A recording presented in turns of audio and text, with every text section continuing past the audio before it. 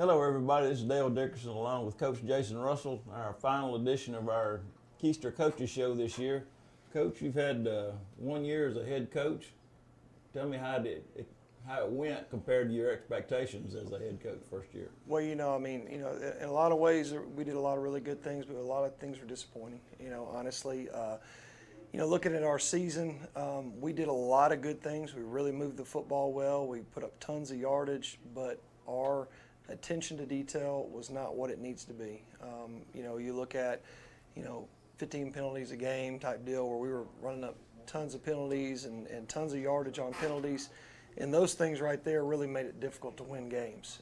And so that's going to be our focus going into the offseason is everything matters. That's our focus of the offseason is no detail is too small to focus on.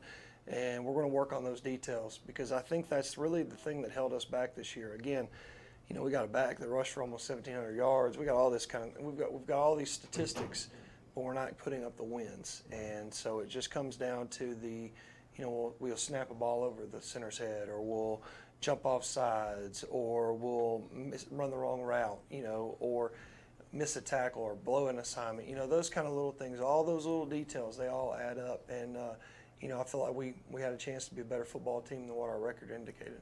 Well, let me tell you, it was a historic season for those that have followed Oliver Ranch for a long time. Traylon Oliver, there's just not enough accolades you can say anything about. I'll give you just some stats on. He set 2 school records this year. The first one is the one that we talked about before. He had a single game rushing record of 305 yards, but he also set the average per game in a season. He had 186.33 yards per game, and so he holds incredible. 2 school records this year. That's impressive.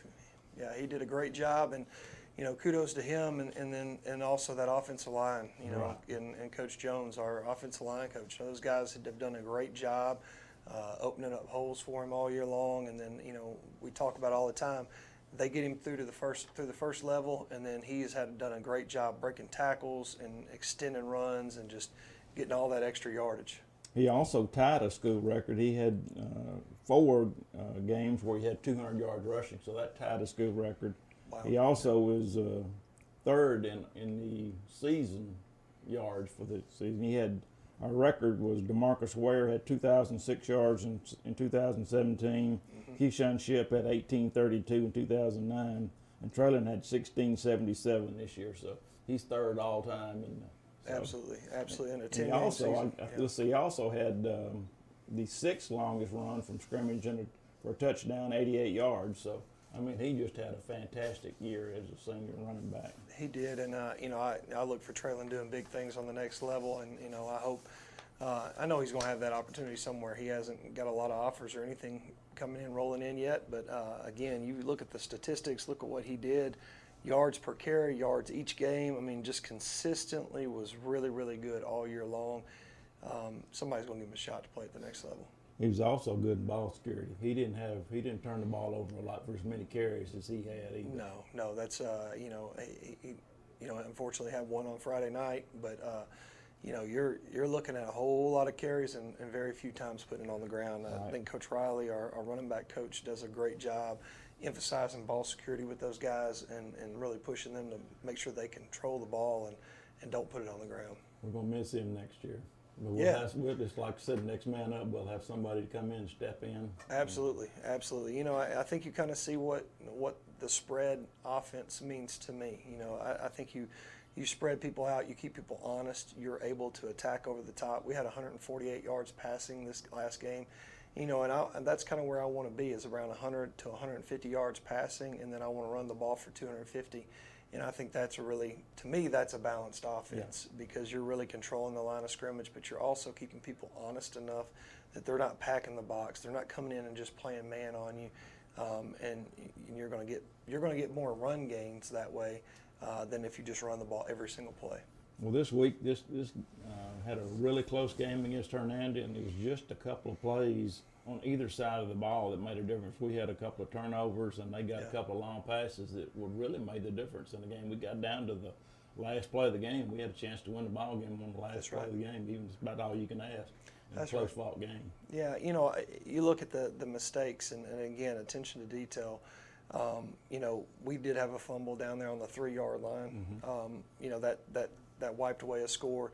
We had an interception that wasn't an interception. You know, the ball hit the ground, but it got called interception, and it would have never been the situation had we run the correct route on the outside. We were running smash concept, which is it's a basic concept. It's our first day concept, and it's the first route we throw every day in our routes versus air. And we just, you know, we made a mistake and ran the wrong route there. And what that does is that runs the corner into the coverage for the number 2 receiver. And so it shouldn't have been a case. It shouldn't have been a problem. But, you know, a mistake, you know, the kid's going to learn from it. We're going to get better. And, you know, I thought our freshman quarterback came in and played really, really well. You know, he threw some interceptions, but you look at the interceptions, that one is one that's really not on him. He threw the ball right where I wanted him to. Another interception, he got, a tip, and then he got hit right in the stomach right as he released the ball, and it fluttered on that one. So, again, he didn't make bad decisions with the football. It just, you know, it just happened how it was, but it wasn't bad decisions by the quarterback. We've got a great future there. A bunch of sophomores playing out on the field on Friday night. We've got a freshman kicker. We've got a freshman punter. You know, I mean, the future's bright for a long time with these young kids. I certainly agree with that. Now, we're going to do a little different this week on the Coaches Show. We're going to try to go back and just show some highlights from the whole year, because the first part of the year we didn't show any highlights, so we're going to just show a few here. Absolutely. The first one, we got St. George game. This is Braden Wright showing his versatility. He was good in the run and with the passes. Absolutely. Got the fake there, and then it was actually a busted play on this one. And he was a little confused and just took off, used his legs, just made something out of nothing, and we end up scoring. That was the first touchdown of the year for the Keisters. All right, the next one, this is from Starkville. This is also Braden Wright doing the same thing with his legs.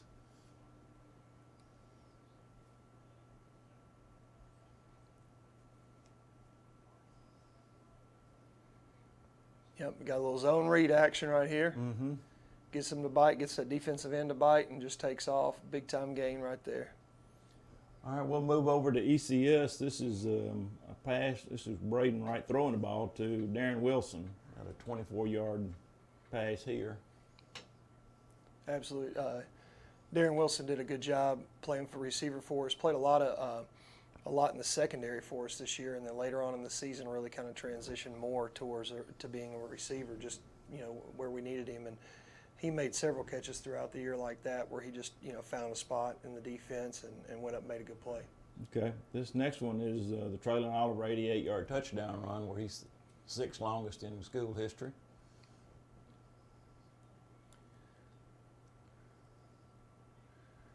Yeah, this is a little tackle fold play that we like to run against odd man fronts, and we fold inside and just crease them right there, and then he does the rest with his speed. And you know, this game was a struggle. We had tons of yardage in the game, and did so many things well. And you know, this is right down towards the end of the game, and we finally just break one and go score, and it's 7-0 at this point. We thought we won that game, and then they had a last-minute drive, and we missed a tackle, and it just, you know, that was very unfortunate. That was one that we definitely wish we could have back. All right, we'll go back to South Panola here. This is another Traylon Oliver. This is, I think, an 83-yard touchdown run against South Panola. Yeah, we came out and hit South Panola in the mouth. I mean, it was you know, 14-0. We jumped right on them, and this is, I think, the second or third drive of the game, and we come out and run a little zone concept and just bust it all the way down here. And of course, when Traylon gets past everybody, not many people are catching him. It doesn't matter what team they play for. I think I only saw one play this year where he actually got caught from behind. Yeah. I think that might have been the Center Hill game. All right, let's see. The next one is another pass. This is Wright to Sesame, also against South Panola. This was a beautiful play. It was a beautiful throw, beautiful catch. We could bring him in motion right here, run a little wheel route with him. It just turns into a 4 vertical scheme, and he just goes up. Braden puts the ball right where it needs to be, right over that outside shoulder, and he goes up and makes a play. And you know, it's 14-0 versus South Panola. Yep. Right. That's just one of the prettiest plays I think I've seen in high school. I mean, it was a perfect throw, and that's a tough catch over the shoulder, falling out of bounds like that. So it was just a great play. All right, the next one was Center Hill. This is Traylon Oliver got a 49-yard run here against Center Hill. Yeah, This you we're can talking see. about breaking tackles and stuff. Yeah, I mean the offensive line gets him about 6 yards, and then he just breaks tackles and just keeps his feet churning and just keeps driving and just keeps running. And he was relentless all year long, just never stopped running. I think that was the play I was talking about. That's the only person that actually had caught him from behind, and he'd kind of had a slow start getting through that middle. But Absolutely. That was the only time I think somebody ever actually caught him. All right, let's see. The next one is a pass, another one from Braden Wright to Wilson. This is right before the half when we scored that touchdown. It really gave us a lot of momentum. Yeah, this was a big deal right here. I mean, it just, we were, I think it's only like 20 seconds left to go in the half at this time. We get the ball, we kind of have to scramble. We get flushed out of the pocket, and we work in scramble drill. Darren Wilson does a good job finding the hole in the defense and just running away from coverage, finds a little spot to sit down there, and Braden finds him, and good things happen on the scramble drill. Well, we also had good downfield blocking from the other receivers. They didn't get in the end zone after they had a good block right there around the 2 or 3 yard line. So Definitely. all right, let's see. The next one is Lewisburg. We'll go. This is a 31-yard touchdown. Traylon Oliver again. It's a muddy field too that night. Oh, it was a muddy mess. You talk about setting the all-time record at 305 yards. He did it in that mess, and so that makes it even that much more impressive that he was able to do that. Yeah, he wasn't on a nice turf field. He was having to run in the mud that night. I mean, there was literally water standing on the field. I mean, it was wet. All right, let's see. This is another Wright to Wilson touchdown pass that we had against Lewisburg.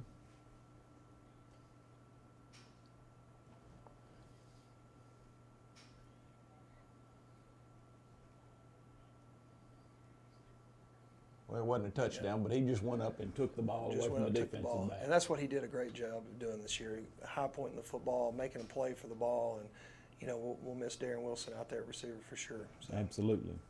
All right, let's see. This is the last one from Lewisburg. This is a 73-yard touchdown run by Traylon Oliver.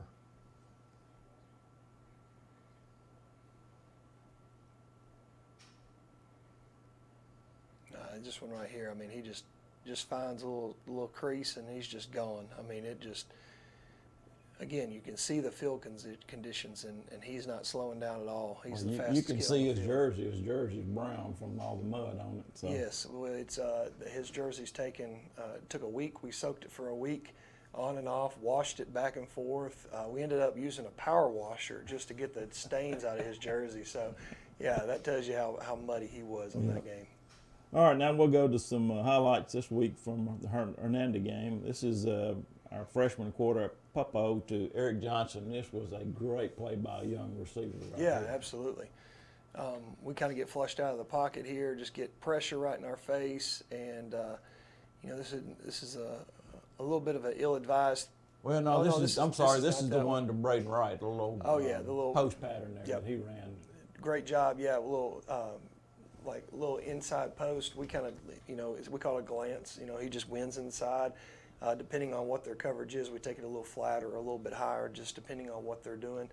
They're playing a lot of man coverage, so we took it a little flatter because it's easier to complete. And well, it was a great throw by Puppo. I mean, it was right in the money, right there on his chest. That's what you want from a quarterback. Again, right. I'm impressed with that young kid. I mean, he's got a bright future, real smart, and throws a really nice catchable ball like that. Okay, all right. This next one is the one that Eric Johnson went up and did the catch right there around the 2 or 3 yard line. Okay, yes.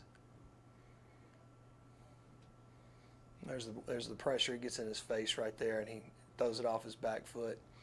And just gives this guy a chance. That's a little bit ill-advised. I think it was second down at the time, and so you want him to kind of hey, let's live to play another down. It's a little scary throwing it up there, but hey, the kid went up and made a great play. He did. He made a really good play on that. All right, let's see. The next one is this is Traylon Oliver's last touchdown of the year, 25-yard.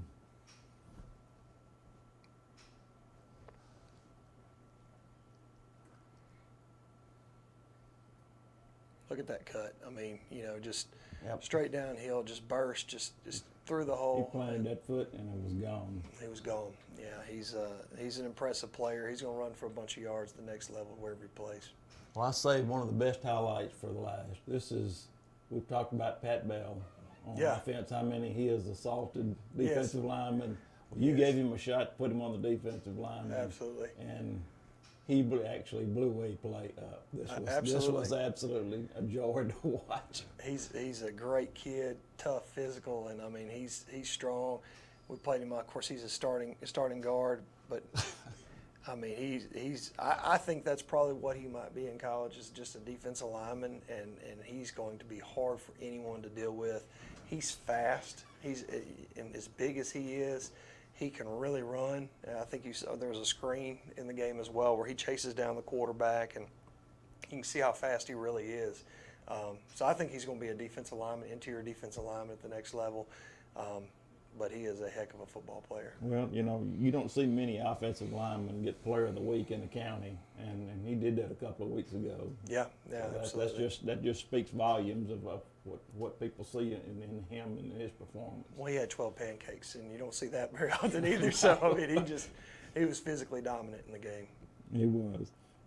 I'll tell you what, the Wilkie kid, Hernando, is everything he's advertised to be. He's Absolutely. an absolutely really good football player. He's a really good football player. I had the opportunity there before the game, just stand and watch him throw, and I mean just the ease with the ball comes out of his hand. I mean he's a big, tall, good-looking athlete, and he's got a bright future ahead of him, and he's a heck of a player. Yeah, really good.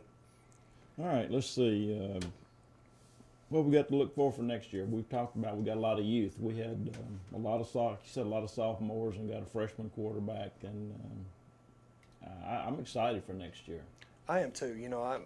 We've been, my coaching staff, we met this morning. We got up to school just a little bit after 6 o'clock, and we went through and I went through and lined out exactly what I want to do this off season and what emphasis is going to be. And again, our emphasis is going to be, and our off-season title is everything matters. Everything matters. Every little detail. There's not a detail that is too small for us to focus on, because again, we did the big stuff pretty well this year. The blocking, the running, the tackling for the most part. We had a spell there we didn't tackle well, but we got that fixed. But our issue was penalties and then lapse of judgment or whatever it was always small details that got us every time. And so again, that's going to be our focus this year, is to get those small details right, so that way that when we run for 450 yards, or we have 450 yards of offense, we have 40 points on the board, not 7. Right. And that's what hurt us this year. Yeah. All right, let me say a few words about our sponsors this year. We had two crazy fellas that was our first down sponsor. Henry Chiropractic was our touchdown sponsor, and Anthony Herrera and Farm Bureau was also, I think, our 25 seconds sponsor. So we do appreciate our sponsors. If you get a chance, you need to try to patronize these businesses. And one other one is More Financial Group. They sponsored the other 25-second clock. And, I can't say enough about these guys. I mean, they jumped in and have been so helpful to our program. And another thing I'd like to say is our fans. I thought our fans were fantastic this year. I mean, obviously, myself, just as much as anyone, wants to see more wins. But we had the stands were packed every single game, all throughout the year. Even when we had a 2-hour weather delay, we had stands full. And I can't thank our fans enough for coming out, watching games, and just being there for the team and supporting the team. Olive Branch is a football town, and they love their high school football, and we've always traveled real well. There's been many of road games where we had more people in the stands than the home team. So absolutely, we've got good fans and knowledgeable fans too. It's the difference between fans and knowledgeable fans, and we've got both. No doubt, no doubt. Anyway, we're gonna work our tails off all off season to put a great product on the field, and hope they show back up again next year to watch us and watch this team. And I'm excited about this group we've got coming up. Okay. All right. That's going to be a wrap-up for this year's Coaches Show. Hope to see y'all next year. We're back for our first Coaches Show and for the first football game of the season. So goodbye, everybody. Thanks for tuning in all season.